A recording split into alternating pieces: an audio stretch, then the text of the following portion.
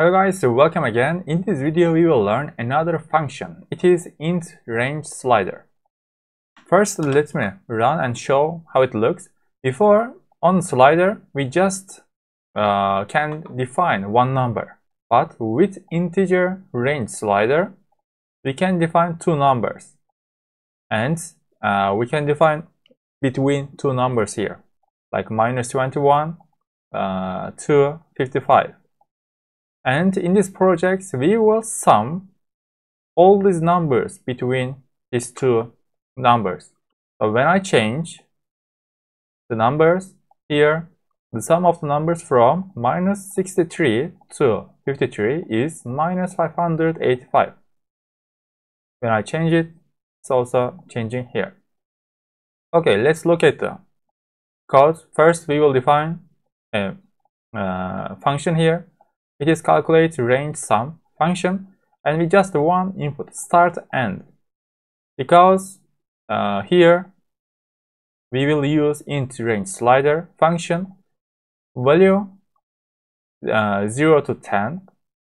So when I run the code here, as you can see, it is 0 to 10. If I define 100, 0 to 100, it will start with 0 to 100. If I do it like 20, it will be 20. Like we also can do that -20. Okay, -20 to 20, the sum of these numbers 0. And minimum number -100. Here, as you can see, I can go to -100. We can do it like 1000, or max is also 1000.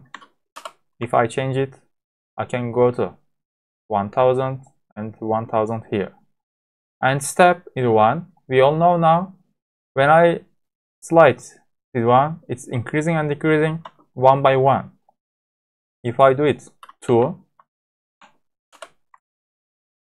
it will change by adding 2 here. Okay, let's come back here, and start end equals start end.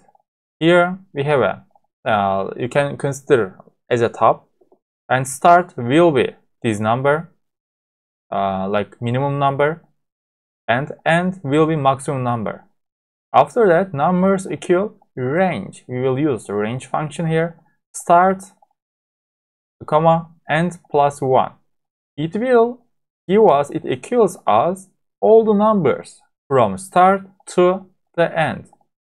And we add 1 here because maybe all of you know that if I, like, there is a for loop here, I in range.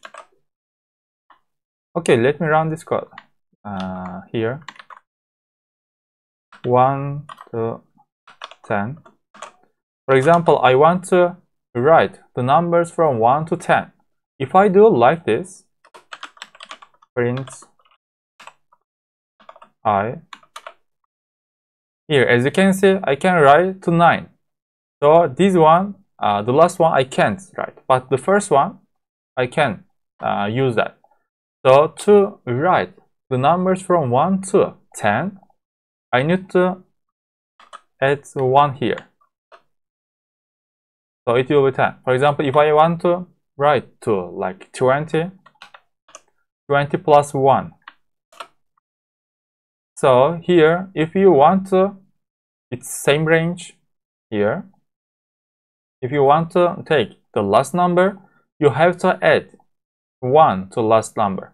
You don't need to add anything to first number, because as you can see here, we can use 1.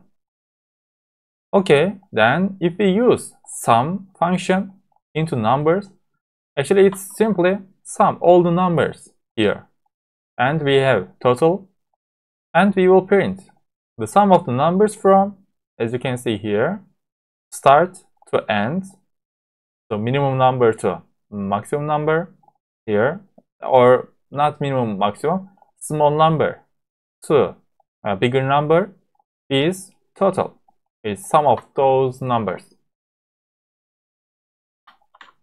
Let's run again, and when we change it, we can see the sum of these numbers. I think it's useful.